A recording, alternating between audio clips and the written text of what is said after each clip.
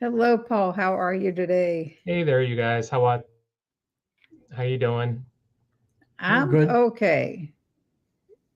Battling with this vertigo, but I'm okay. Karen is driving home. She'll be listening, saying hi, Cindy and Brian and Paul. This is Lynn. She's everywhere. Cindy, Brian, Paul, Karen, and everyone this evening. This is Rick from up in New Hampshire. I got here early to get a good seat. Awesome, Rick. And then he'll be right back. He lost his seat already. Hey, and big hello to all. Sherry from Arizona. Hi, Sherry. And Rick's back because he said hi. Hello, Evelyn. Hi, Lisa. I made it. I Hey, did Lisa. too. Brian and I made it. Paul made it. We're all here. We're all good. Let the party begin. Now, if you all have any questions, I'm going to put this up here because today I'm going to sit back. I'm just going to read the comments and listen to this conversation. But anyway, Paul's going to give us a refresher on his story. I know he's been on my channel before, and I really can't thank you enough for then, but you're back and I love it. And thank you so much for agreeing to do this because I think type 1 needs a lot more awareness than is out there. Right, for sure. You go for it. No, thanks so much for having me. I appreciate the invite. Um, Basically, my story with how I was diagnosed with type 1, pretty much I've lived my life as a very healthy athlete. I've been an athlete pretty much my entire teens and adult life. Um, and I've gone through like some prior injuries and surgeries, 2 knee surgeries and my left shoulder. But then in 2012, I had an injury to my right shoulder, which again required a surgery, life of an athlete. And the other 3 were like very straightforward surgeries, very straightforward rehab. Everything worked out great and got back into the sport ahead of the game on all 3. But the 4th one, the right shoulder, when I woke up in recovery, I knew that something wasn't right. I had not been in that kind of pain in any of my other surgeries. Worse, I mean, if you put all 3 surgeries together, this one was far worse feeling than the other 3 put together were. So, but whatever. I just figured, okay, there was maybe more damage in there. So, just talked to my orthopedic and we just went about the rehab and everything was good to go. Um, what I was noticing was it was a lot slower in the rehab. It took me a longer time to recover. Everything was just nuts. Nothing was like it was in the other 3 surgeries, but I just pushed through and pushed through and pushed through because I made a living at my sport. My focus was get back into playing. So that was in 2012. I'm sorry, 2011. And that following our winter, their summer, I went down to Australia and competed down there like I've always done. But what I noticed down there was I was not having the season that I was used to having down there. I was um, very dizzy. The day that I got down there, and whenever I fly internationally, I always like have that 3 day of jet lag, but it always goes away. When I got down there, it took about 5 or 6 days before it went away. And then I was becoming what I know now to be symptomatic with all the things that lead into type 1. I was thirsty all the time. I was peeing all the time. But because this was the first surgery I ever had to take painkillers for, I thought maybe that's why I was thirsty. My body was trying to um, detox itself, get rid of all the painkillers and all the medication that I had taken. So because of all the water I was drinking, I was peeing more. So it just never really thought that this was a type 1 type of thing. Plus, I had never heard of adults being diagnosed with any kind of type 1 symptoms. And I didn't fit the profile of what I thought was type 2 at the time. So I never gave that a second thought. But I pushed through that season leading into 2012. and came home. Again, I got that 3-day dizziness, but that 3-day dizziness did not go away, not even after 6 days, not even after 2 months, 3 months, 4 months. But again, I just kind of pushed through it, and just the life of an athlete. Unless I'm dying, I'm not going to worry about it. But after about the 6th and 7th month, when things were not improving, that's when I finally went to the doctor. Because I had gotten back from Australia and because I was experiencing all this dizziness, I was immediately diagnosed with benign positional vertigo. So I was given all these home exercises to do to try to alleviate the symptoms, try to balance out the equilibrium and all this stuff. And 3 months of doing that, and it wasn't going away, and nothing was helping there. Then what I noticed was I was starting to lose weight without even trying. I didn't change a thing in my diet. In fact, I was doubling my food intake because I was always hungry. So I was still losing weight. So then they thought I had a parasite. So I was treated for a parasite that wasn't there.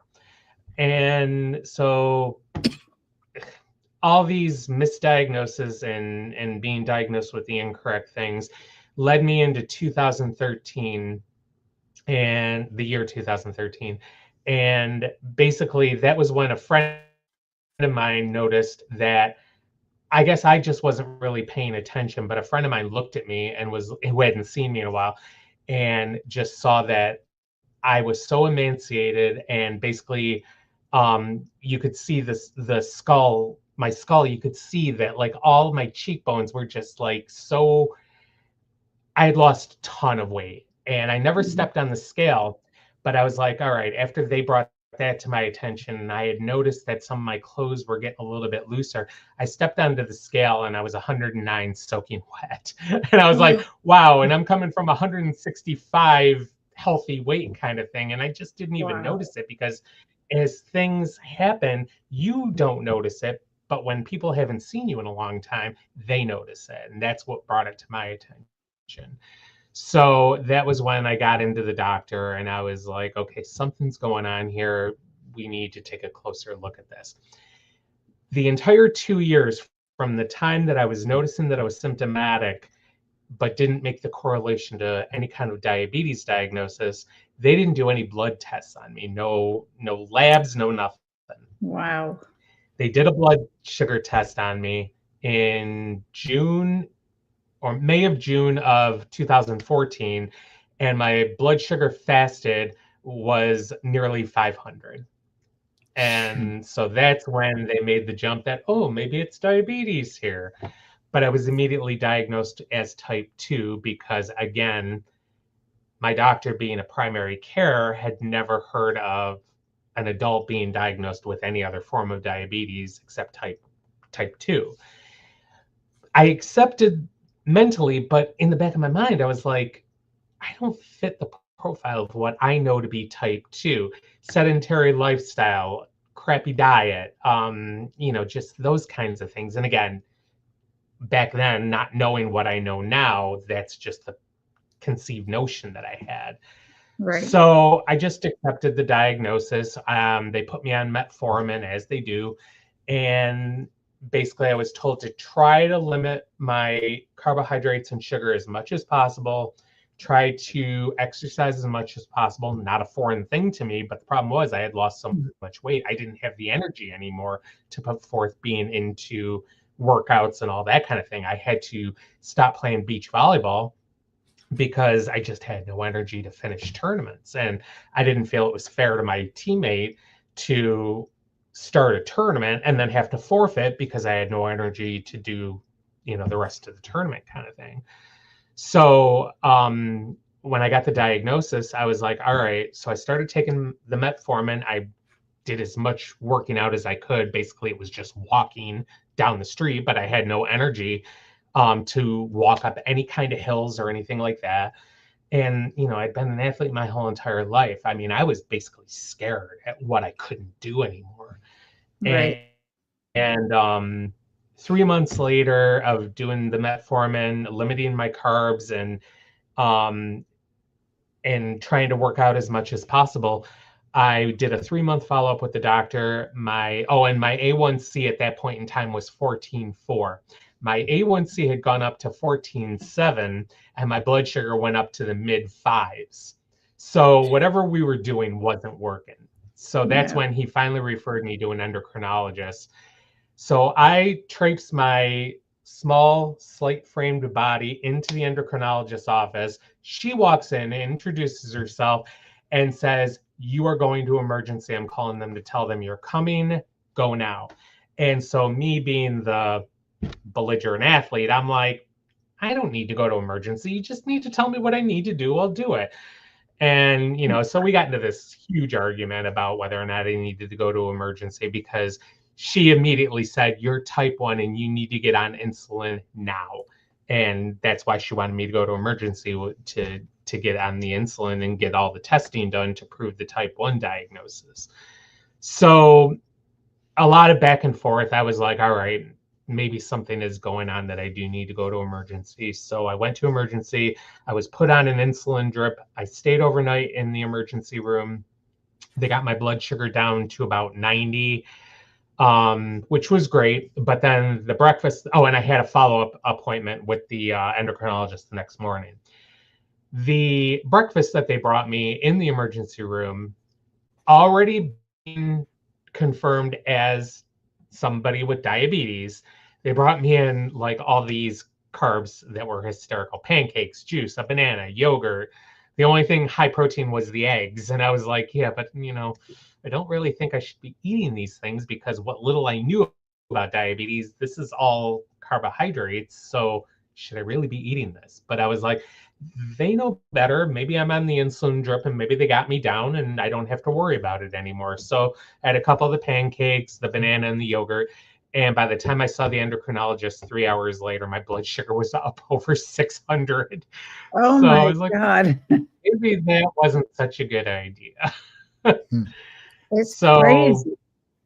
yeah, it was nuts. But then again, I mean, I didn't know much back then either. So whatever. Technically, should I have eaten that breakfast, even having the inkling that that wasn't the best breakfast for me? But I was starving because I wasn't absorbing any nutrients of what I was eating at all, because the insulin wasn't going in. I had no insulin being produced in my body. I had the drip that was going on, but I wasn't absorbing nutrients. So my body was always hungry. So, it's like I could eat, but I was then hungry again an hour later because I wasn't absorbing any nutrients. I had no insulin being, going through my body to be able to help absorb those nutrients into my cells. So basically my body was just not utilizing them and they were passing it through. So, so I was always hungry. So by the time they served me breakfast, I was ready to eat a shoe. I was so hungry. I guess. I Yeah. get caught up on these comments for a minute. Yeah. Stacy's here, and then they're just saying hi to everybody. Jeff is here. And I don't know if you heard the story about Jeff. Watching my videos, Brian does the tasting of my food. When I cook something different, he calls himself my guinea pig. The guinea pig, yeah. We were at a Columbus meetup, and Jeff came over to the table. "I want to meet the guinea pig." It was funny. I had never met the guy, but he wanted to meet Brian, so that's all right. Well, there you go. Amy's Brian, you're famous. He is. I am. He is, and he's eating it up too. Caleb Carnivore Quest. This is a 16-year-old kid who's doing carnivore, and he's going to be on Friday to tell his story. Yes, that's going to be great. And I'm saying hi. I know Amy has some things here to tell you. Yeah. Kay is here. Hello, Kay. And I want to give the stipulation right off the bat that in the keto realm, type 1 diabetes is very niche. Like, I don't run into a lot of people that are type 1. Yes, type 2, but not so much type 1. Right. Brian, you and me, Marie Campos, and somebody else that I saw in Mighty Networks a couple years ago, whenever they started Mighty Networks. Other than that, you don't hear about it so much. I know Christy Davis has been diagnosed type 1 in her. Right. When she 40s. got diagnosed, I was working with her quite a lot. We were doing a lot of Facebook Messenger chats because I was helping her navigate what she needed to do when she went on insulin. Right. And I told her out of the gate that she needed to be on a pump because she was having all those low blood sugars. And I'm like, if you can get on a pump, it's going to help you a lot. But she wasn't really into it because she was still coming to terms with it. And I get it because it took me a long time to Right. Now, how old were you when you were diagnosed in 14? Say again? How old were you when you were diagnosed? I was 44. Yeah, that's what I thought. Christy was about the same, right? Right. Yeah. She got diagnosed about 3 years ago, I think. Right. Just saying hi to everybody. And here we go. Amy says, hi, Paul. I love your story and that you played professional volleyball. I attended sand volleyball camps in the 90s, and Karch Karali came and hosted them with my coach. I missed the sport so much. Yep. I played against Karch when I first moved to California. I moved out there in 93. So him and Ken Steffes were having their big run at that time. And I also competed in the 1996 Olympic beach volleyball trials when they first had it as a sport. 96 was the first year for it. So I played against Karch in the trials. Awesome. She said, I played competitive volleyball well into my 30s. Well, I'm 54 and I'm still playing professionally. So there's always the competition that's always there. Yep. Okay, so I played in high school. I was a setter since I was 5 foot tall. I'm shorter now. I loved it. Yeah, when I played in college, I was trained as a setter, but I played more defensive specialist. That was more in my position in college. Right. Andy, she says, hey, Cindy, catching up with Susan after coming home. I'll ear hustle. And then, hi, Andy.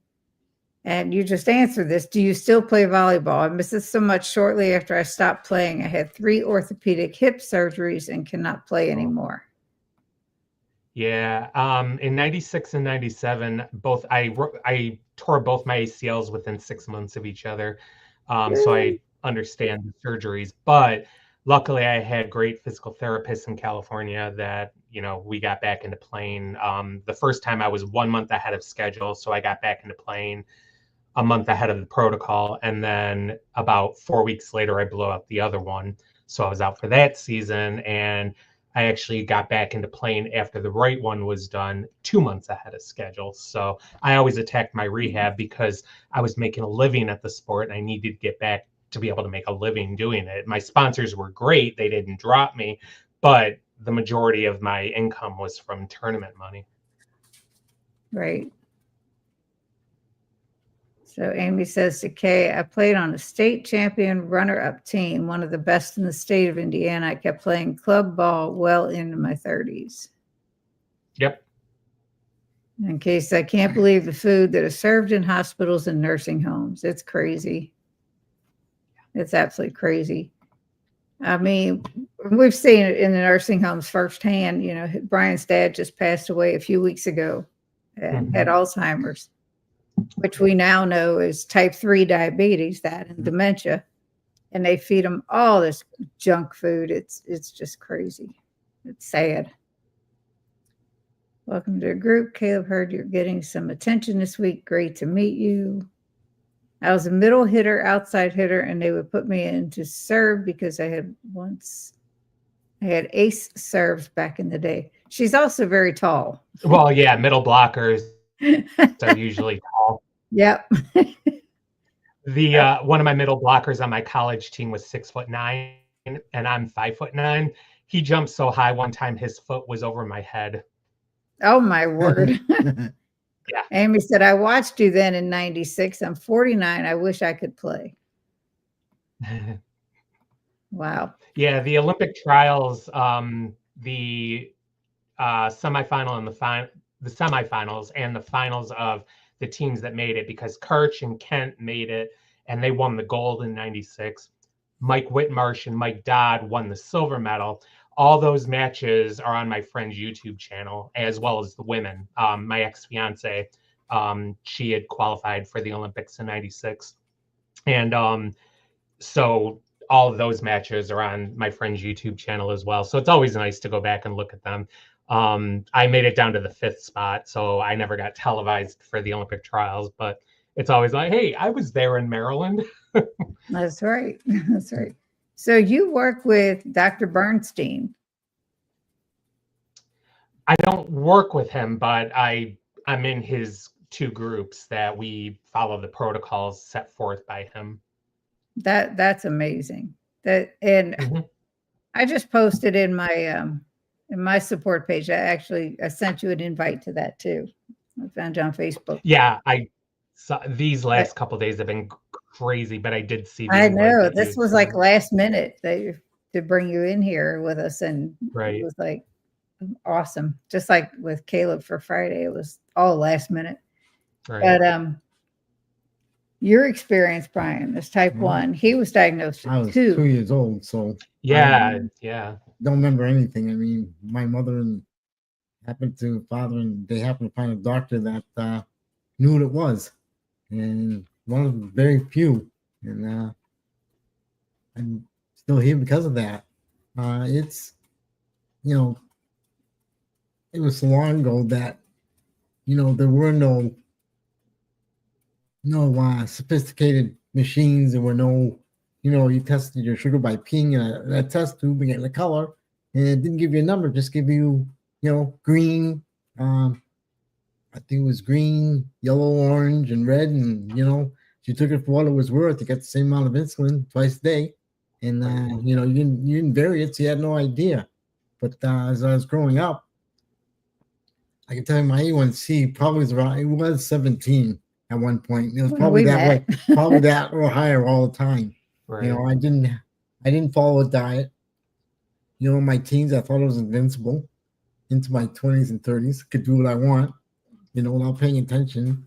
I did get the insulin pump though when Cindy came along. We were working several years after that. Several years after that. So it's I've done major damage to my Parkinson's side. I'm sure of it.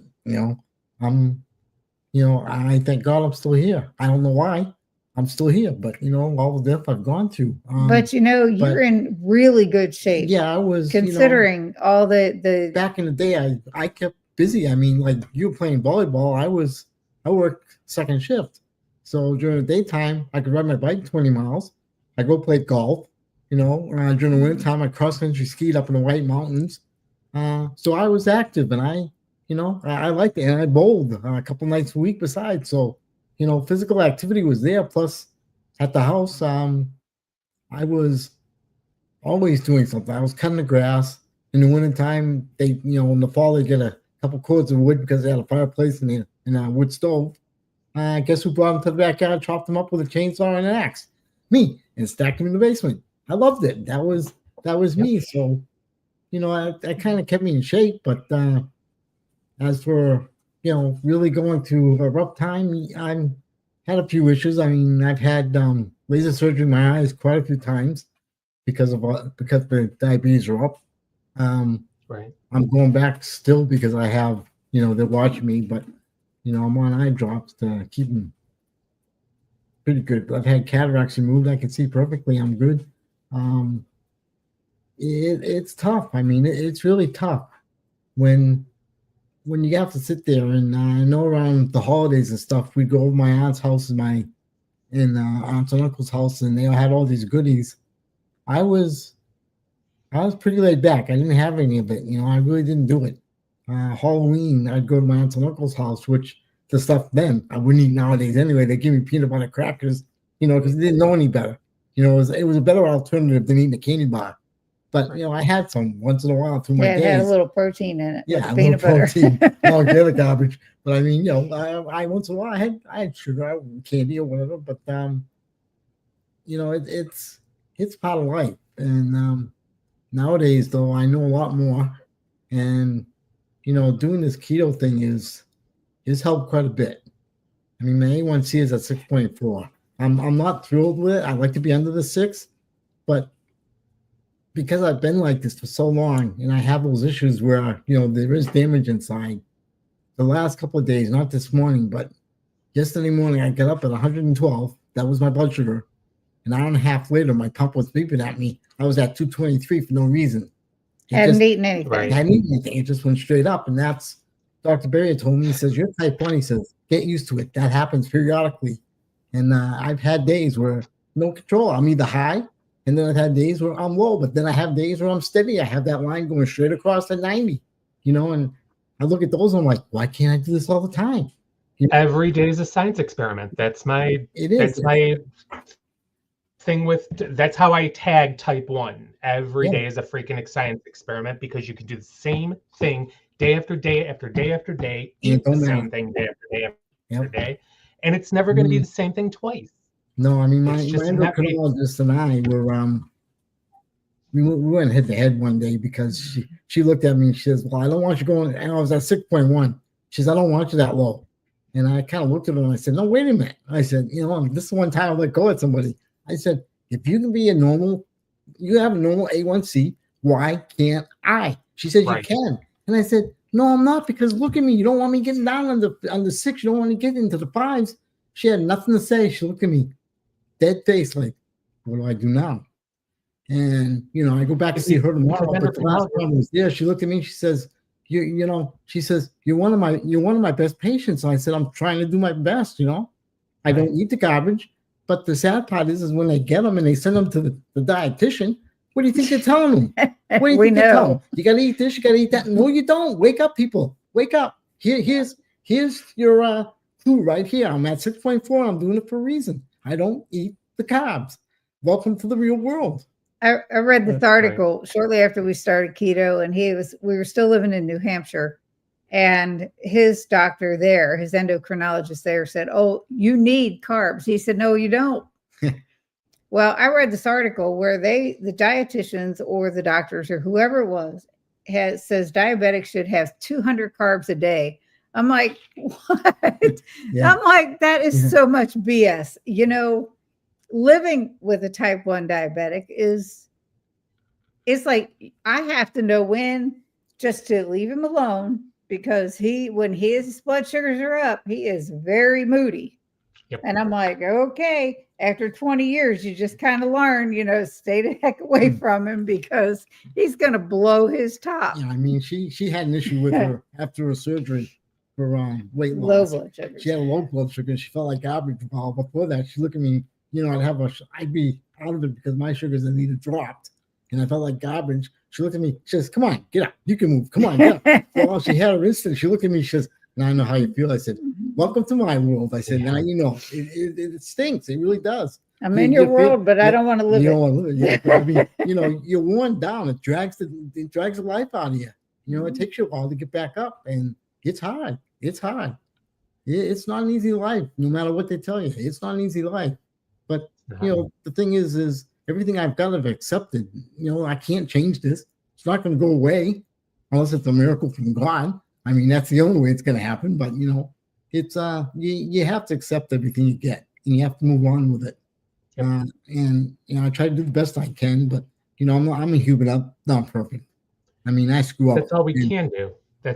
We can only do the best we can do. And yes, we can bring in some outside factors, diet, exercise, insulin regimen, whatever. But ultimately, you're just going to be able to do the best that you can do. So, I mean, the thing we have going for us now is when we do go out to eat, I am going to blow it, and I do it periodically. Have Fitness Pal. So what I do is I get what the carbs are at that restaurant for that meal that I'm having, and just kick it in like 15 minutes before the meal gets there. And it doesn't do it. It's not perfect, but it keeps it from going way the heck up. It keeps it in control more. Right. But there's that phrase in Dr. Bernstein's book that I read to you, because I bought his book for Brian. Right. He won't read it. But I sat there and I started reading it, and I started reading it out loud to him. We were still in New Hampshire. And I said, whether it says in there, whether you're diabetic or not, the more insulin you have to produce or inject, the more harm it does to all of your internal organs. Mm-hmm. I think that's what got him to start keto with me, is when I read that phrase, because he hadn't in the beginning. And it was like, that hit home. I mean, that was like a big sock in the face. You know, it was like, regardless if you're diabetic or not, you are killing your organs by eating all this sugar and carbs that turn to sugar, and whether you are diabetic or not. And it's like, wow, this dude is great. Well, the thing, that's why he many of us, when we talk to other people, like, how does Dr. Bernstein's protocol work? And what I always go back to, it's the law of small numbers. You eat small amounts of carbohydrates, which in turn you inject small amounts of insulin, so you're not going to go high or low, kind of thing. So you try to stay within that, you know, ideally 70 to 110 range. Obviously, you know, some people, like, I can go down to 60 and be totally fine. But that's his, you know, basically what everything is built upon is the law of small numbers. So like you say, the more insulin you have to inject, the more you're taking the chance that you may have like a severely low blood sugar, because you never know which is going to hit first, whatever sugar you ate versus how much insulin you took. And 9 times out of 10, you're never going to be able to time it right. So. Right. And that's like, but that's also true with, you know, what is it doing to your kidneys? And I know he has minor kidney damage from 60 years of being diabetic. And so many of those years eating the sad way, and for the most part. And, you know, and back then, nobody knew. They didn't know how to control it. His parents definitely didn't know. You know, they always had candy and crackers and cupcakes and all that stuff available all the time. Yeah, it was wrong. And you know, and he would eat cake. When he got his pump, let me tell you, he thought this was the gift I was invincible of all. Yep. He thought he was absolutely invincible, because now he's got an insulin pump. It's going to constantly be putting insulin in. His favorite dessert is cheesecake. Oh, carrot cake and cheesecake. He would go to the store and get that big, with you on both. The cheesecake with all different flavors of cheesecake. Mm-hmm. No, at night. You ain't seen nothing till you've been to Disney World. At night. He would go get himself not one slice, because it's already pre-sliced. He would get 2 and sit there and devour. I said, you know, just because you're on a pump does not mean, and this is way before we started keto, way before. He's like, but I like it. And I'm on a pump, so I can do this. So yeah, he probably did more damage after that. Did, but you know, it's like he's go ahead, Paul. Oh no, go ahead. Finish what you were saying. No, I mean, now he looks at it and he has so much control. But if he has something now, it's maybe a piece of Chalk Zero instead of that cheesecake, or it's a keto cheesecake. Brian, that I like. Speaking of that, Brian, you are the only type 1 that I know that can eat Chalk Zero and not have super high blood sugar spikes. You are legit the only one. So how you do that magic is beyond me. It's this. Every type 1 I know, we've had, like, I only tried Chalk Zero twice because one of the stores around me actually sold it for a little while. Yep. So I tried the bark.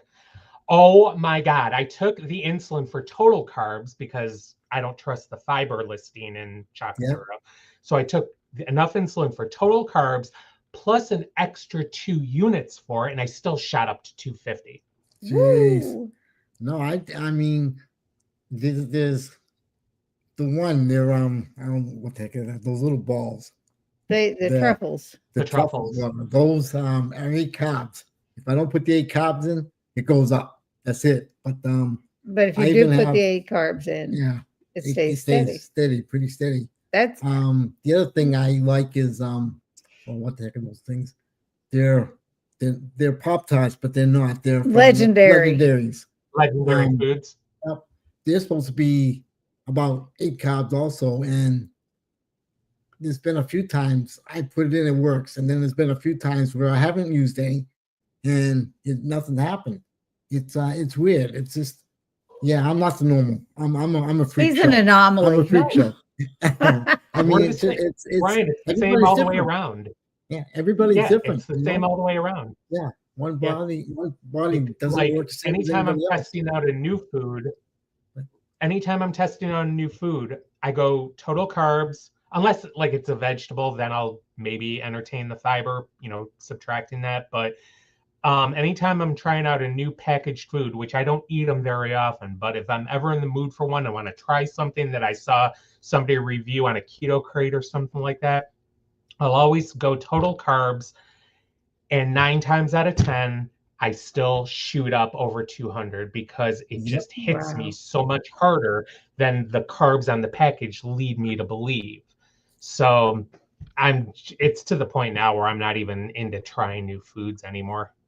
Yeah, that's rough. But I know for him, I know there have been a lot of people that said that in the chats when I say, oh, Brian eats, he can do Chalk Zero and it doesn't affect him as much as just like regular candy, obviously. Right. And they're like, oh, it goes way up. Like you were saying, it goes way up for me. Now with Keto Chow, we're going off the total spectrum here. If he puts the total carbs with that, because I mix in perfect keto collagen on every shake or ice cream that I make. If he puts a total carb amount in that I'll give him between the Keto Chow and the perfect keto, the collagen, he will bottom out. His pump starts beating because he's low. Yep. He's got to go with either net carbs or none. I mean, and not the opposite. I have a Keto Chow ice cream for me, and I don't do any add-ins. We're talking just the straight ice cream. I always have to take between 2 and 2.5 units for it. Otherwise, like I've been at 60 before and taking about 1.5 units because I tried to back off a little bit because I didn't want to take a full 2 to 2.5 when I started that low. So I figured 1.5. Oh no. About 2 hours later, I was at like 130 and I was like, all right. So I've just come to terms with the fact that Keto Chow, I think it's the milk protein, the casein that actually affects me a little bit harder than it might, somebody that has a functioning pancreas kind of thing. Because even like yogurt, like the Fairlife yogurt, just bad memories of that. I still shoot up like I might as well have just taken a teaspoon of sugar. So, and I've let that thing ferment for 36 hours, trying to eat up all the sugar that, the 6 grams of carbs per cup. I let it go for 36 hours to try to get every speck of sugar out of there, and I still shoot up from it. So I'm very selective of when I make yogurt because I just don't want to deal with the blood sugar spikes. Your system's very sensitive. Yeah. Pretty much, it's what it sounds like. It's very, and he's beat it up so much. Right. And I have to be very meticulous with the timing of my insulin. Like if I know that I'm going to eat something like the yogurt or like Keto Chow, I have to make sure that I'm taking my insulin 20 minutes prior to eating it. Otherwise, it's going to be like, I'm going to go high and then I'm going to go low, and it's just crazy. So I've learned how to time my insulin very, very well, that like it's rare that I get above 110, kind of thing. So I say that now, like right now I'm 76. So we're good to go. How do you keep your pump from beeping every 5 seconds? Because well, my pump itself doesn't have an alert on it. It's my CGM that does. And my low on my CGM is 60. So 76 is right in my range. See, they've got his set to what, 70? No, it's the pump's at 80, and now I was told they can't change that. And I've called up and they said, well, we can't really do anything about that. And I'm like, well, yeah, I said, trying to figure it out. I said, it's ridiculous. In the middle of the night, it's like 2 o'clock in the morning, beep, beep. And it's like, it's got one beep for one amount over 2, and then there's 3. And it's like, I hear this one beep, and I'm like, what the heck? And I look at it, and it says 80. I'm like, why? Why? I'll tell you, But you're on a between you're on his a loop. CGM, I'm sorry, between his CGM and his pump, we got bells and whistles all day long. You're on an AID pump though, right, Brian? T-Slim. Automatic insulin delivery. A T-Slim, yeah. Yeah, that's why yours is beeping like that. I was on the Omnipod 5, which was the automated pump, which like you, it took my CGM readings and it would dose insulin or not dose insulin based on what the readings were. What I was finding though, being keto, it wasn't targeting my 110 the way I wanted to. And there were times I was waking up in the morning, more times than not, I was waking up close to 200 because it wasn't kicking in the insulin when it was supposed to keep me at that 110 mark. And because what it's trying to do is force the 50-50 bolus to basal. And my bolus is way below my basal. My basal, I'm like usually about an 85-15 kind of thing. And it was trying to force a 50-50. And I'm like, so it wasn't kicking in the automated basal until I was already at 160. By the time that happens, it's too late. And I'm going to be up over 200, 210. So I just finally went back to my original Omnipod because I was still able to get the pods for it. And when I go back to the Omnipod 5, when I run out of pods for this one, I'm going to use manual mode. So again, I have full control over it. I'm not going to be doing the automated. That's awesome because we were out this afternoon for a little bit, and all of a sudden he's like, "Beep, time to change it." He says, "It's everything." It's like I wasn't low, but I was down under the 20 mark. I was like, "Yeah, time to change the insulin. It's time to change the site." That blows my mind that you can still have 20 whatever of insulin in there, and you can't access it. It's like such a waste. And then we get into the whole type 1, when I returned to my sport and felt comfortable enough to get back into my sport, trying to like learn how to play with type 1 diabetes. It was like, trying to figure out how not to go low and again, thank God I had my CGM when I went back into my sport.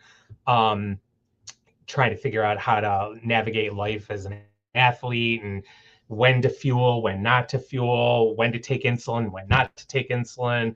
At the start of every match, my adrenaline was shooting my blood sugar high, but then as I settled into the groove and flow of a match, it would steady out, but I didn't know that at first. So I was taking insulin and then tanking during a match. And I'm like, it was just crazy. So my early days of type 1, I didn't have the knowledge of being diagnosed as a toddler that I had to learn all this stuff on the fly.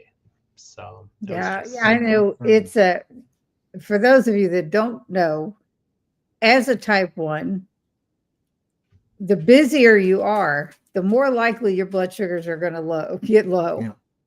And it's like if Brian's working in the yard or bowling nights or just busy, if he doesn't eat something first or something, his blood sugars are going to drop. And it's like, it's crazy. And even at night, he'll grab something to eat before he goes to bed. And he wakes up about About 110, 190, somewhere in there. It's just about every night, he'll grab something right before he goes to bed, whether it's a piece of cheese or a piece of bologna or something, so that he doesn't drop during the night. And I've lowered the basal rate at that point, and it's still, it's just, it's a nightmare. That's kind of what I do before I turn out the light. I look at where my blood sugar is, and if I'm in like the, high to mid 70s, I'll turn my basal down a little bit, so that way I'm not getting that constant basal of my normal basal rate all night long. Right. Okay. I know we're way behind on the chat. My biggest thing is I just keep busy a lot. Even if I'm home, she'll tell you I'm not sitting around too much. I'm doing something. I'm up and roaming around, keeping busy. But it's like Yep. with him with the diabetes, if that wasn't enough, with the cervical dystonia that he has. The other day he was like, he just wasn't acting himself. And I said, dude, I said, you need to take a break. You need to go sit down. And he told me the next day, he said, that was definitely what I needed. He sat on the couch and he vegged the rest of the day. I said, that was your body telling you, stop already, take a break. Just, you don't have to keep moving. You need to pay attention. Yep. It's hard. It's hard for him because he just constant. So Amy says, when I played sand quads with the guys, they made me set. Try playing reverse co-ed, Amy. I was the setter for 3 women. Sherry said, I think we all were invincible in our teens. Yeah. And she said, I believe healing and health happens in motion. And hello, Tanya. Amy said, my maid of honor was a type 1 and we were roommates. A few times she had ketoacidosis when her insulin pump would come unhooked. It was pretty scary. I was always scared for her. Yeah. Ooh, Brian had that once. Me too. It's horrible. Mm-hmm. It was horrible for me and I didn't have it. Yeah. But him, it was like he wasn't feeling well and he was vomiting and it came out and he didn't know it. I got up at I think it was 3:00 in the morning one morning, had to go to the bathroom, felt fine. Walked down the stairs, went into the bathroom, did my thing, took one step out of the bathroom, I did a 180. It was like, oh my word. Went back in, paid homage to the bowl, and that was it for the rest of the day. But by the time she got home and she went to work, the insulin pump where it goes into your body, the thing had popped out and I didn't know it. And I was giving myself insulin, wasn't doing anything, but it was running down your right. belly. But she was she came home and I couldn't get enough water in me. My sugars were over 1,000. That was, and I was in the ICU and I was talking to him like, how can you be coherent? And I was telling him. You should have been in a diabetic coma at that point. There was nothing wrong other than I didn't feel good. And they're like, holy mackerel. It's crazy. That's why I thank God for the CGMs, because, if our pumps do like every now and then, like it doesn't happen often, but every now and then the cannula will come out of my pump, out of my skin, and I won't know it until 3 hours after the fact. And all of a sudden I'm seeing my blood sugar shoot up over 200. Yeah.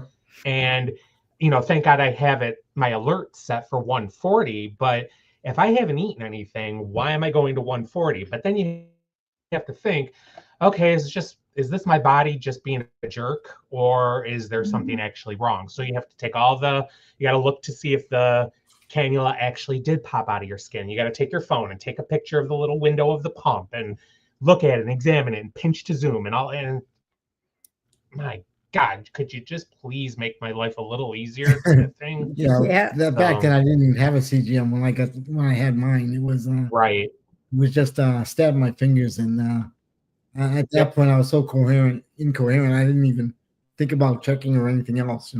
I was that far out of it. Right. And that's not but good. Still talking. That was I said, I'm calling 911. No, you're not. Yes, I am. Yeah. The heck, I'm not.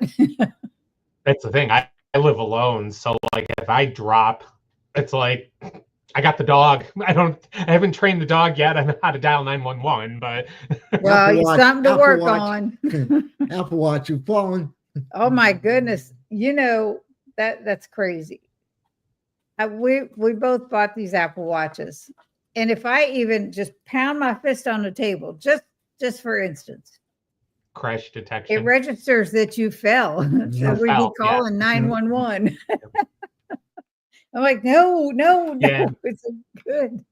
The very first Apple Watch I had, I won back in 2015, and that was right when I got on the CGM. So I was glad that I won it because I could get my numbers on my wrist, which was amazing to me. I was like, I don't have to take my CGM out. I can look right on my wrist and make all the decisions if I need to take insulin right from that number. But as time went on, the update, because it was the very first model that Apple ever put out, the updates stopped coming to me. And it wasn't until about 6 months ago that I stopped getting my numbers on my wrist. The Dexcom app was no longer compatible with my watch. So this past Black Friday, I had won the original watch, which was $700 at the time. I'm like, okay, I guess I can pay $199 for my next watch because we'll call that even. So I have my numbers back on my wrist again. So Allison, I don't know if I'm going to say your last name right. Kajia says, Paul is a rock star. Oh my God, Allison. She's another type 1. She's in my Bernstein group. Very nice. Well, Or not I'm in nice hers. that you have to be a type 1, but thank you for joining us. That's what I meant. Yeah, Allison was the year before me. And I met her down. One of our common friends was doing this charity event called Bolus and Barbells. It was a weekend that a bunch of type 1 athletes were getting together for, kind of like what Keto Palooza is. This is a weekend of working out and camaraderie and celebration and all that stuff. So I had gotten to meet Allison at the Bolus and Barbells Philly event back in 17 or 18. And nothing like bonding with somebody that's driving and I'm in the back seat and she's trying to eject insulin, taking curves on 2 wheels. It was great. Wow. You do what you got to do when you got to do it. That's all there is to it. That's wild. Sherry wants to know, what is your typical day of food? When I'm out of season, I eat 1 meal a day, and it's always high protein and vegetables for entertainment purposes, as Rachel likes to say. I always have a salad. I like salads. I did carnivore for 12 months back in 2018. A friend of mine in Canada and I did it at the same time. We had chatted and was like, thinking about going carnivore. She's like, oh yeah, me too. I'm like, okay, let's do it. So she lasted 9 months and I lasted about 11 and a half months. And then I had a salad and I was like, I miss salads. So I'm going back to them. Another half month is all you had left. I know, but whatever. I didn't see any benefit. I got no benefit from being straight up meat than I did not adding vegetables. I didn't see any additional benefit to it whatsoever. Right. In fact, it was harder for me to do it that way because type 1s, we have to dose insulin for protein. And when I was only eating meat, it was harder to figure out like when to take that dosage for the protein because it's such a slow rise. I was having to learn how to do the extended feature on my pump to be able to mitigate that rise. So it was easier when I was eating, the vegetables. And I don't eat a ton. Like I say, a salad with every meal, and it's basically lettuce, cucumbers, avocado, and egg. It's not like I make this huge, elaborate salad kind of thing. So, and it's more for the avocados. Yeah. Brenda is here. Matt Franklin is here. Andy said, my best friend has both her sons get diagnosed with type 1 as teenagers. She has all the info, and I'm taking crap when I mention keto. You can only do so much. You're right. Right. You're right. Yeah. Right.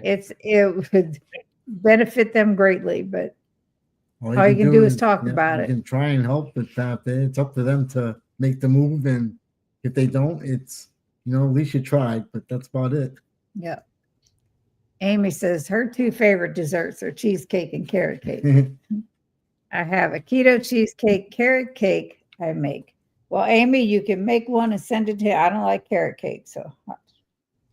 Well, we went to we had a Western New York keto meetup the weekend before last, and I don't know if you watch Keto Upgrade, Alicia.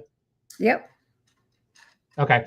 Alicia lives in the western area of New York, almost near Canada. Mm-hmm. So she had been to both meetups, and we got to place orders with her. So I've had her carrot cake, cupcakes, her apple cheesecake, her pumpkin cake, her pecan pie, which is freaking amazing. Wow. What else did I have? Oh, her peanut butter cheesecake. So I ordered all this stuff, and I swear to God, I ordered so much there was a drum roll before she gave me my total. So does any of that spike you like Chalk Zero and all that? Nope. Nice. No, because she uses coconut flour. I spike with almond flour unless I time the insulin really well. So I've stopped using almond flour about 4 or 5 years ago. Yeah. Actually, longer than that because it's 5 years since the pandemic. So longer than that. I stopped using almond flour in like 2018 or 19, and I'm primarily coconut flour. And everybody says, coconut flour has more carbs. Yeah, but you use less of it. So ultimately, it becomes less carbs. Right. Just by default. Yeah, it's like a third of the amount of almond flour for Exactly. coconut flour. Yeah. Well, I'll tell you, the biggest thing that I saw was when I first started, I had an accident. I fell off a ladder, broke my left ankle, my right heel, pushed it up a little bit and broke my left wrist, and had to retire from my job, which I loved. And, was after 3 months of sitting on the couch, not being able to get up, not being able to move because I had 2 boots on and my left wrist was gone. I was sitting outside with Max, our dog, and just falling asleep because I was depressed and didn't want to do anything. And that's when I started following her, keto. And I couldn't believe it. I got rid of it. I was back up. I was doing things. I was back to being normal and wanted to get up and do things again. It was amazing, There's so many cures that this thing does. It's this way of eating does. It's benefit. Yeah. It's not funny, and you tell people when they look at you. Right. Like I had made the decision pretty much within 3 days that I was going to transition into a low carb type of way going forward. And it wasn't even a inkling in my mind. I was going to do it. That's the way it is now, to figure out how to do this safely, to be able to, because I knew regardless of what I did, I was going to be needing to take insulin. So I wanted to make sure I had the education to do it safely. And so when I made that decision and the nutrients were actually getting into my body, unlike prior to being on insulin, the insulin was allowing all the nutrients to get into my body. Same as you, Brian, all of a sudden it was like a 180. Yep. And it was just like, oh my gosh, I'm on the road to starting to feel better. And then the muscle came back and the energy came back, and it was like, God, I'm starting to feel normal now. Like, how long is it going to be before I'm back to being able to, compete again, kind of thing? I felt normal until this came along, the head thing, and now I'm like a freak show. So I twitch. She calls me a bobblehead because I twitch every once in a while. My head bobs up and down. It's another thing I've accepted. It's just I do what I do, and which was the other reason. When she said I sat around the other day, the night before we had bowled, and I moved my numbers up because I have the ability to put in a little bit of power on each side of my head, left brain, right brain, and I moved one of them up a little bit, and I forgot about that. And I turned it down the day after, and I felt a lot better, and I figured it out. I said, that's why I felt like crap yesterday. It's because I was getting too much. Work for the moment, but the next day was a whole different story. Yeah, he has 2 leads in his brain from deep brain stimulation surgery that are attached to a battery in his chest, and that is run off of an iPod that he can tweak. So he's got that. He's got the pump he can tweak. He's just like all over the place. I went in for a procedure once back in New Hampshire, and the girls looked at me. The nurses, they went, the wired man. That's what they called me, the wired man. Yeah, they sent me a thank you card saying the wired man. Hope you're feeling better. It's funny as anything. You are definitely wired. Yep. Hey, Sean says, good evening, all. Sorry I'm late. I was practicing bowling. How was it? Tanya, that's why I stay in manual mode with OP5. Yep. Sorry. OP5. Got it. Hi there, Sean and Shell. If she's there. Hey, Lynn. And Sean says she's right here. Holy mackerel. Mm-hmm. Hello. Hello to Michelle. I love your story, Paul. You're amazing. I would love to watch those old 90s games sometimes. I have to run to choir rehearsal. I will watch the rest on replay. All right, Amy. Paul, if you could give me, text me or something, the link for your friend's channel where those games are. Yeah. That you can watch it. YouTube channel. Yeah, I can put it in the description. Right. I will do that. Thank you. This is a great discussion. Thanks, Sin, Brian, and Paul. This is my sister. Yep. I've seen your sister on your videos, especially around Christmas time. Yep, it's rare. She hates getting on camera. I have to beg and plead. Hello, Nancy. Hey, the famous Nancy Tanner. That's right. I've seen you on all the videos. One of When these days she I'll get will down to Florida appear. for one of the Yes. meetups. Huh? Yep. I knew I liked Paul. I love my salad too, Sherry. Love Alyssa. Hello, Nancy. Nancy's very popular. Well, the thing is, like when I was living in Florida before I moved to Los Angeles, I only lived there for a year, but it was long before diabetes was ever a thing for me. Um, like I lived in the Daytona area, but I was traveling all over through Florida, competing down there before I did the California move. And I really didn't get to know a lot of people in Florida, despite being there for the year that I was there. And now it's like I see all these people on keto down in the Florida area, and I'm like, I think it's time to move back to Florida. Yeah, I know, right? There's a lot of them. Sherry, okay, everybody don't fall off your chair, but I have eaten real close to carnivore for 2 days. Holy mackerel. Information to Paul. I'm mostly a vegetarian, but trying to eat more meat. She's like, but she will never eat a steak. Brian is finely tuned. Yes, he is. One of our friends in the type 1 group, in the Bernstein group, she's actually a type 1 vegan, low carb type of thing. And whatever it takes to, be able to do that, because she's also a very, very, very busy orthopedic surgeon and a marathoner. Wow. So I'm like, if you can do that without eating animal-based protein, more power to you. I mean, you're doing something right. Yep. This is James. I'm here lurking. This is an emotional topic for me. Yeah. Is it your niece, James, that was diagnosed type 1? I believe. I know it's a family member. Nancy's a great person, generous to a fault. Yes. And Nancy, thank you for your card. We got it the other day. Hello, James. Yep, thank you. Sherry. Hello, Holly. I didn't mean to pop over your hello. Just trying to catch up here. So, I mean, what gets me though is when you're talking to your endo, we're doing what we're supposed to do and it's working. It's somewhere you think they'd say, maybe I should go and have a little chat with a dietitian, because if this is working for this person, it's working for this person, maybe it is an answer. Maybe they could talk to everybody and make it work. I just, I don't get it.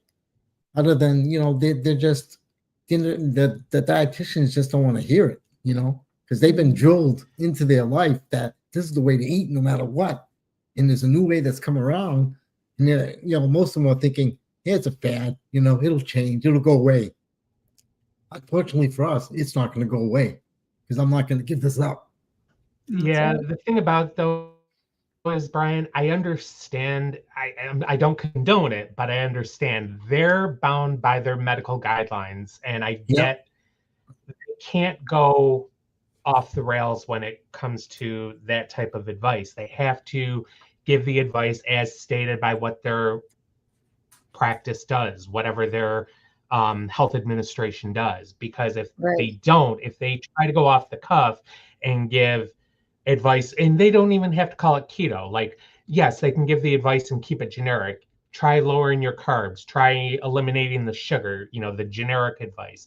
But the minute they start talking about keto or carnivore or anything like that, they're opening themselves up to lawsuits and losing their certification. It's pitiful. So take a second. I get it. Caleb, that's why a lot of people open up their own practices. Right. Caleb, have a great day, and I will see you on Friday. Just wanted to catch that real quick. James said it's his granddaughter and his first love that had type 1, has or had. has nope, never will eat a steak. I was just chicken, but now I'm eating more pork. Cows are still yucky, except occasional, very well done for hamburgers. I'm with you, Sherry. I'm big time into pork as well. I love pork chops and yeah, pork belly. Oof. Yes. My husband's name is James. Oh, nice. Thanks for stopping by. I'm telling him bye.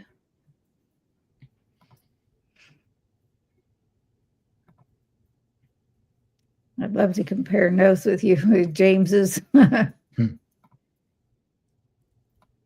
they're just talking amongst themselves, which is fantastic.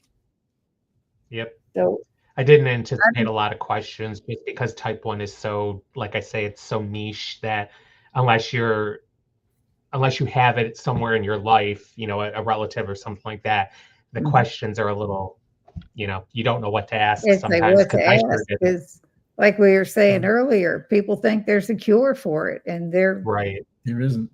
It's crazy. It's like I saw in one post or one live stream was, well, you know, you can cure diabetes, all of it. No, you can't. You can't. You can maintain it. Right. You can keep it in control, but you can't cure. I know at one point they were looking at pancreas transplants, and I don't remember what happened. I don't think it did too well, but I thought they did one somewhere along the lines. James, are you talking about Dr. Bernstein's group? I'm assuming that's what he means, Yeah. and I'll forward you the link to it. There's the public group, which is where, you know, it's open to anybody that wants to go look. And then there's the private group, which is specifically for people with type 1. Okay. And the caveat with that, well, not caveat, but the requirement for that is you need to have read Dr. Bernstein's book before they allow you to come in, because they don't want a ton of the basic questions kind of thing. Right. You know, I'm sure he gets down to the nitty gritty. Exactly.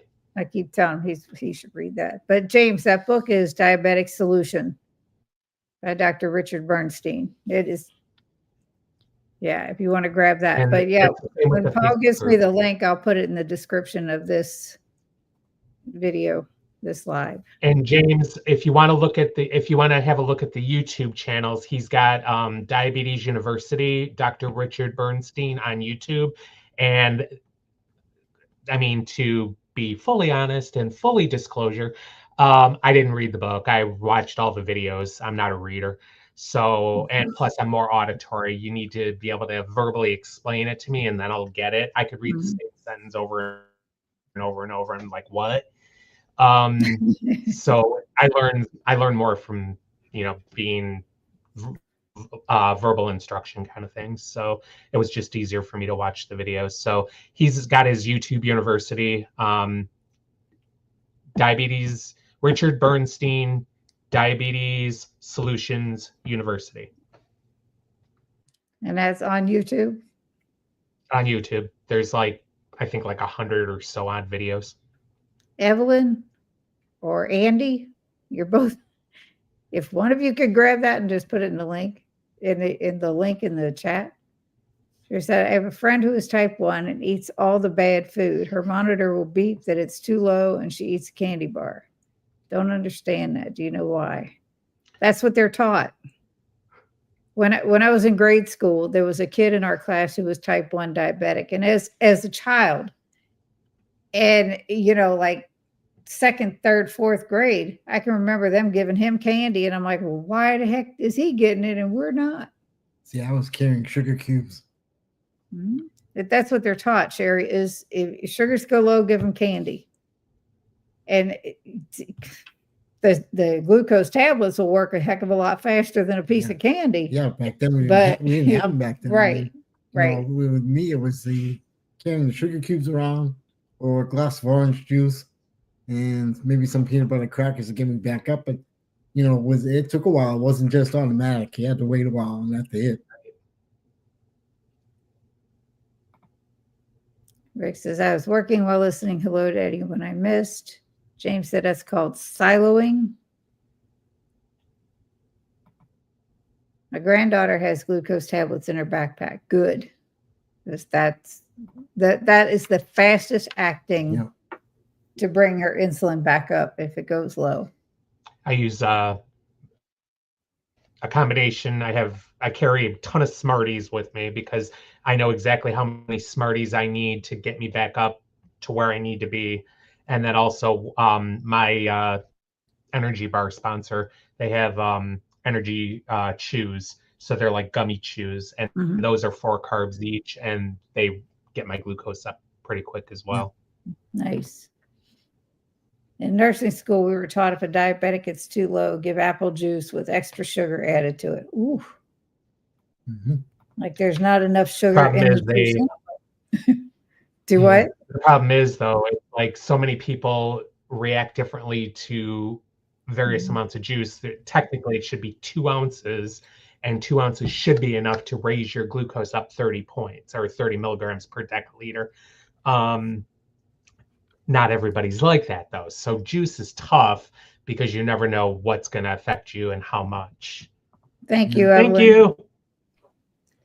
But yeah, it's crazy. When I go through the hypoglycemic episodes, if I grab too many glucose tablets from Brian, because there was one time I was down in the 40s, and even 3 glucose tablets, it would bring it back too high, it would drop right back down again. And I'm like, whoa, it's a guessing game. It really is till you figure it out. It's like, it's crazy. Yeah, I mean, I've had lowest I've been is in my 20s. Was in the 20s. Yes, and that was while driving a postal truck delivering my route, and I was going up this hill for the next set of condos that I had to do. It was a good mile. And I could see these little black spots popping up in front of my face, and I'm like, "The heck is this?" I felt fine, and they kept coming. I'm like, something's wrong. By the time I got to the condo box, I stopped and checked myself. Then I saw the number. I think it was like 24. Then it's like everything broke loose. They started sweating. I'm like, oh my goodness, I couldn't get enough in me.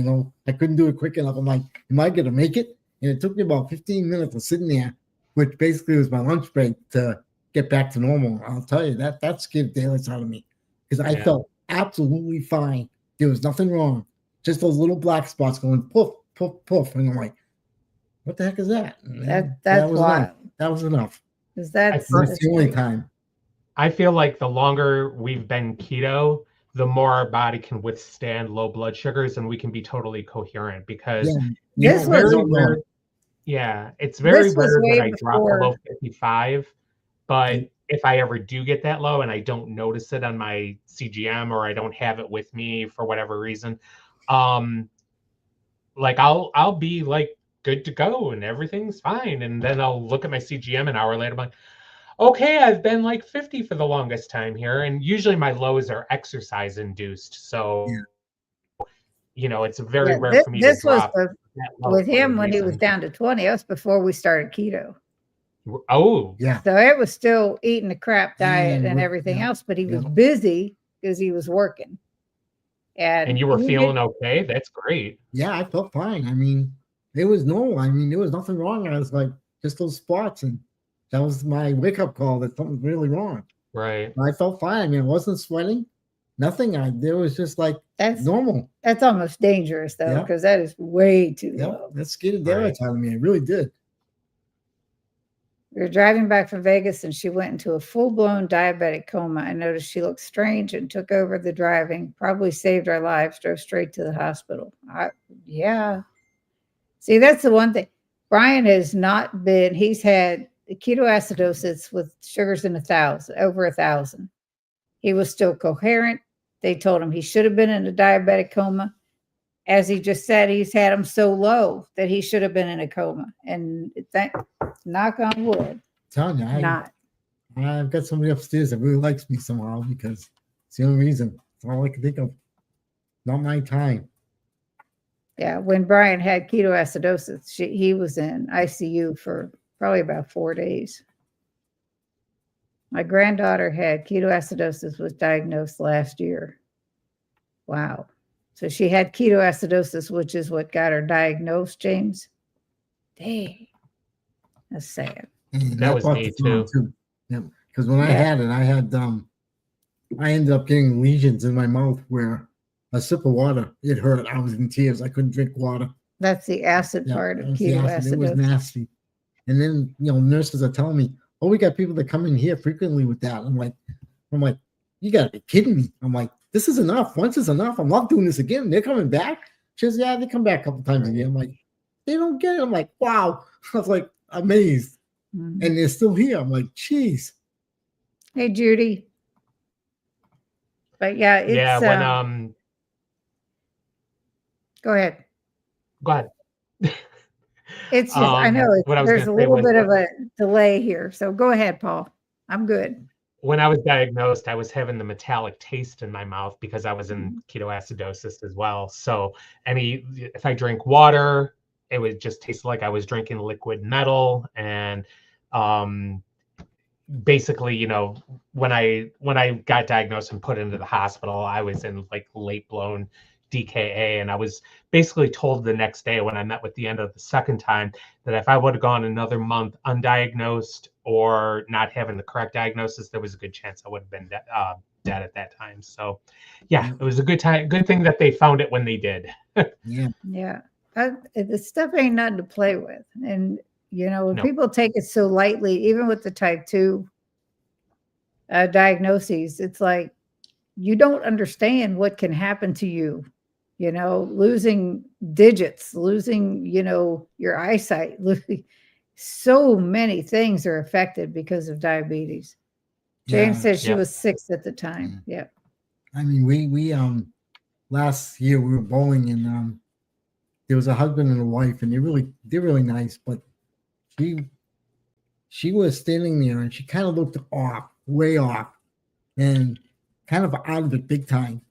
And she was coming back and forth, and they ended up going home. But I asked her husband, I said, is your wife all right? And he's like, yeah. I said, she's having an issue. I looked at him, I said, any chance she's diabetic? And because I said, I thought about bringing out my insulin checker because I had it with me to see if she was all right. And he says, yeah, she got type 2 diabetes, but he says that wasn't the problem because that's what she looked like. When you're low, you're kind of looking and staring at the ceiling and not doing things. That's exactly what she looked like. And I was like, man, but it's hard. I mean, you look at people and you don't know who's got what. You really don't know. If you watch me out there, you never know I was a diabetic. Yourself, I'm sure. I mean, there's been times where they've known. I was in Disney World once. Back when I had to do needles, and I was doing one in the bathroom at Disney. Well, the cops came in, see what I was doing because they thought I was doing something else. I looked at them, I said, I'm type 1 diabetic. They looked at me like, you all right? I said, yeah, I just had to do a dose before I ate. Like, okay, no problem. They went on to explain it to the guy, but the guy and his son had come in and they're like, they saw it and they panicked. I'm like, thought he was in there doing something. Like, it was a full bathroom. I didn't have a choice, and I'm like, I'm fine. And they looked at me and said, you sure? And I went, yep. And they said, all right, have a good day. They're like, just try and hide. I said, no place in this place. I said, there's too many people. They laughed, they cracked up. They're like, yeah, you got it. But you really don't know who's got what. And it's you try and help people, but you never know. Right. So many people wear their devices where the public can see the devices, the pump on the arm or the CGM on the arm or anything like that. Mine, I wear both my pump and my CGM on my abdomen, one on the side of my waist and the other one right on my abdomen. So it's under my shirt. So unless you know me and we've had the conversation, nobody knows I'm type 1. Exactly. Yeah. Well, he has his CGM sometimes on his arm. It's on his arm now. Yeah, it's on my arm now. Sometimes on his stomach. His pump still is the cord. The right. wording. So it's always and I can, on in his stomach and then in his pocket and I can bolus from my phone. So it's like, I don't have to pull out the pump to do anything anymore. Right. It's like it's invisible. Sherry said, I didn't know she was diabetic until that moment. She was alert until we hit the parking lot. I had no idea what was going on. Very scary. It is. It's horrible. 6 o'clock, Stephanie. Hello, Stephanie. And you see why I was late. I'm sorry. 6 on Wednesdays, 6:30 on Fridays. And obviously, this is our granddaughter. Hello, Trinity. She has our first great grandbaby that was born mid-December. Little boy. Cool deal. Yes. Get to see him in about 3 weeks. So this is almost over. Probably soon, Steph. But Unless all of a sudden 20 questions come through. yeah, I know. If you guys have questions, bring them on, because that'll determine how long we're going to sit here. But yeah, Paul was on the channel once before telling a story. And during that, we were talking about how Brian was type 1 diabetic. So afterwards, after the live, Brian came in and him and Paul were talking. So I thought this would be cool for the two of them to sit down together and tell experiences about type 1, because there's not enough information out there for the general public, that for people to even think that there's a cure blows my mind, because they don't know. You know, these are people that are totally insulin dependent, and they're not producing insulin like we do. So they either be on a pump, be on injected insulin, or die. Yeah. You know, pretty simple and sickening. And I wish they would find a cure. I just sent you some pictures of him counting down the days till you meet, so you guys meet him. Yeah. She lives up in New Hampshire, and we're going up there for Brian's father's services the end of the month, end of February. Right. For those that are in the know, is the treatment for type 1 diabetes for children different from adults? I don't believe so. No, I think it's the same. It just, it's just the amount that they get and stuff. That's the only difference. That's between everybody. That's different.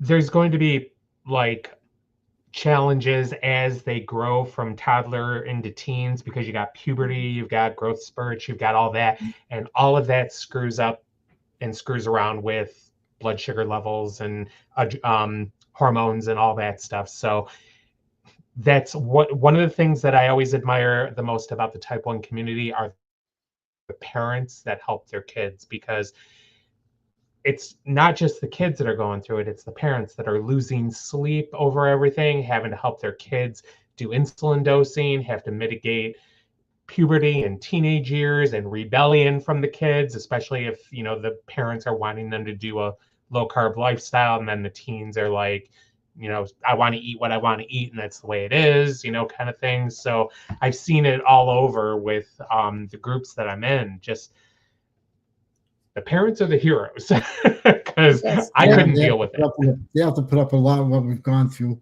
And if you get sick, you get a cut, a cold, a fever, anything. It's Exactly. all those, an infection. Your sugars go out of control. It's just part of life, but you manage as good as you can.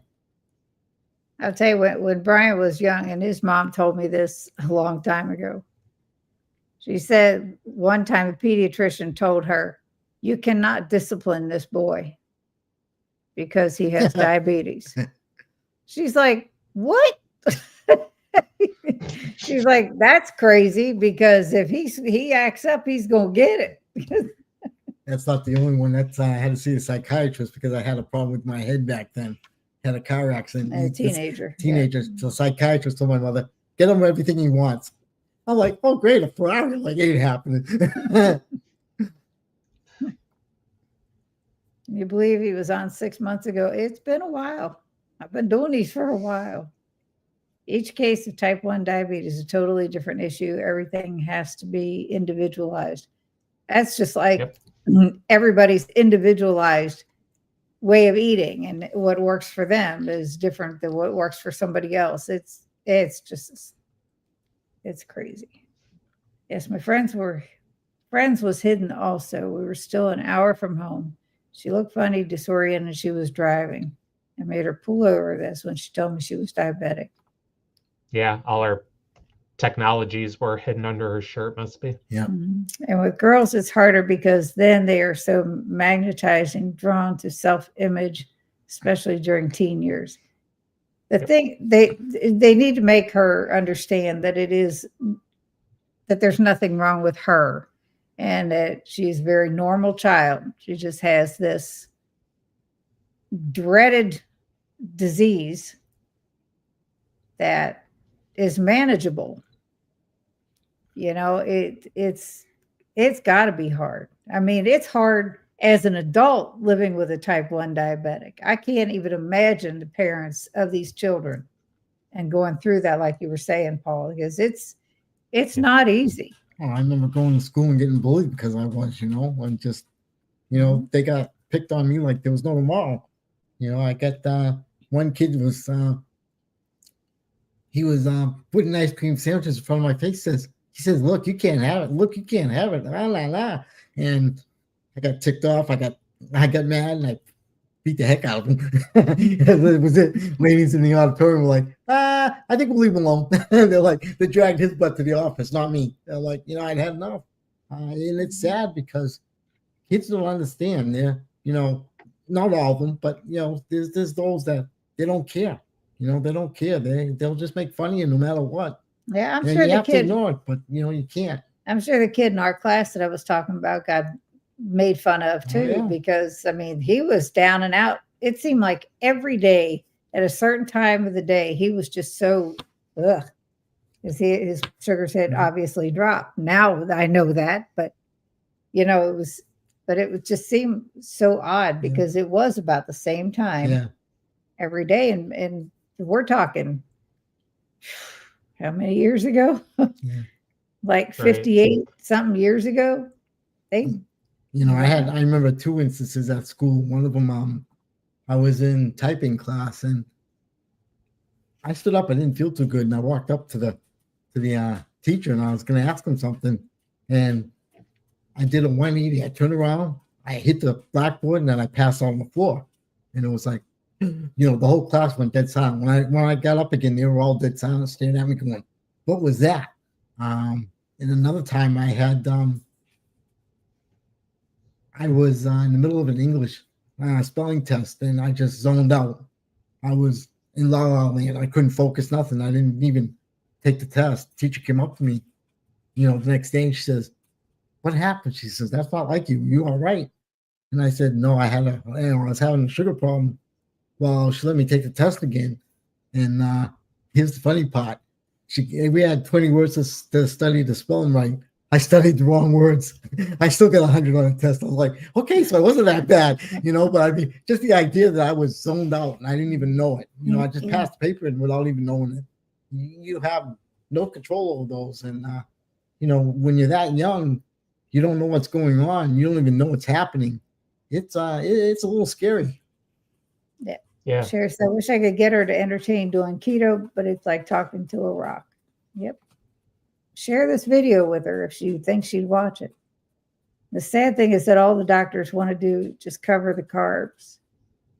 This is so infuriating. It is. But like Paul said, they're only doing what they're supposed to do. Otherwise, they could lose their jobs, which is why we need to get the word out so people know better than to listen to everything. I don't think enough endocrinologists give their patients enough credit that they automatically think that low carb or keto or whatever the heck you want to call it is not going to be sustainable for the patients. And they have to kind of talk to their patients almost individually and be like, do you feel like you could stick to this type of way? And if you can, then let's try it. Let's see what happens, kind of thing. But yeah, most endocrinologists think, okay, I don't want to limit you to what you can eat. So yes, eat all the food and cover it with all the insulin. And meanwhile, before you know it, you're up to 30 units of insulin a day. And I know that because the first week or two when I was getting out of the hospital and I was so hungry, I was just eating whatever before I made the decision to actually, follow that low carb way 24/7, 365. I did have a fish fry. And I remember injecting 14 units of insulin in one go, and I was still 300 like a couple hours later. So, obviously 14 units is not enough for, a beer batter fish fry. So, and that was the last high carb food that I ate, was that beer batter fish fry in 2014. Was it good? It was delicious. I wish I could figure a low carb beer batter. Right. I mean, my endo wanted, like I said, she didn't want me going any lower with the A1C. She was worried about my sugars dropping. Well, if they're going down and they're down there, well, the alternative is, guess what? Lower the amount of insulin you're getting. It'll come back to where you want it. You'll be somewhat even. It's going to be a while to find that zone, but I'll be taking less insulin. It's a bonus. But in their brain, it's like it doesn't work. But yes, it does, because they've been taught the other way, and that's up to us as a human being, as we know what works for us and what to do. At least this way, I'm, I look at it like I'm a lot healthier than I've been ever, and yeah, I've lost about 20 pounds, but the weight wasn't an issue. Mine was more of a healthier way of eating and getting rid of my problems that I had, and everything else, and feeling better most of the time. There are days, we're all human, but for the most part, I feel a lot better than I ever did. Yep. Because you're super. Oops. So we have kids at school on CGMs. Alerts will go off on 3 or 4 phones. Many times when the kids know it's coming, they are already headed to the nurse, and usually within minutes, a parent will arrive. Yep. It's sad that there's so many kids in that predicament. I was zoned out for completely different reasons in high school. Golly, hippie beach girl, you draw your own conclusion. My daughter's so fearful of the child developing food aversions and eating disorders. And that's the thing. That's a legitimate concern, but it just, the communication, you just keep the communication open. And again, this is not me being a parent. This is just what I've seen of the parents who've discussed this in the type 1 group that I'm in. And even though she is only 6, it's hard for a child to understand all that stuff. Right. Why can't I have this? The rest of the kids are having it. Right. So that, a lot of parents make the keto versions of say they're having a celebration in school. The teachers will alert the parents, and then the parents will send in keto dupes, so that way the kid doesn't feel left out, kind of thing. So Sherry said, I'm 68 now, Paul. That life is far, far behind me. But yeah. So if no one has any questions, it's sad but grateful for the technology that it really helps. Imagine not having them on CGMs, and teachers don't understand any of this. You're right. That's the way it was when I was a kid, and for this kid in our class, I think that the teachers really had to read up on it and understand what needed to be done for him, because he wasn't going to the nurse. He was in the classroom, and the teachers would act immediately. And it was wild. Technology wasn't there back then. No. Nope. I always joke that I was diagnosed at the right time, because when the idea of a pump was first introduced to me and first suggested to me, I had this, whole thing where, not to sound disrespectful or anything like that, but I did not want tubes hanging out for me for the world to see. I did not want to deal with that. I was like, just let me do the injections, would be good to go. Little did I know what the tubes actually were. This is just my initial thinking about it.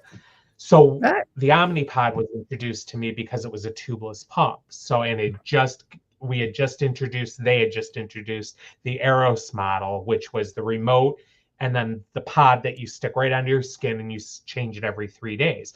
Perfect. This is great. Then 6 months later, when I went onto the Dexcom, the G5 had just been introduced, which was the one that was working with the Apple mobile app. So I was diagnosed at the right time when all the new technology was just coming around. So, you know, if there was any upside to getting this, I was diagnosed at the right time, kind of thing. Right. And now, like all the new technology with looping and the automatic insulin deliveries that are available out there, that you can either build your own or use one of the factory mades. You know, now we're going into the new century of advanced tech kind of thing. You should look into the Omnipod that's wireless. That thing gets in the way. That wire is crazy long. It's been very informative. Thank you, Paul, for sharing your story. And you too, Mr. Guinea Pig. You're welcome. Your granddaughter is on the Omnipod 5 as well. Yeah. Good. It's a little less trouble, I would imagine, without the wire, without the tubing, because that's crazy. Yeah, for sure. But anyhow, I think we should call it a night. We've been Sounds over an good. hour and a half already.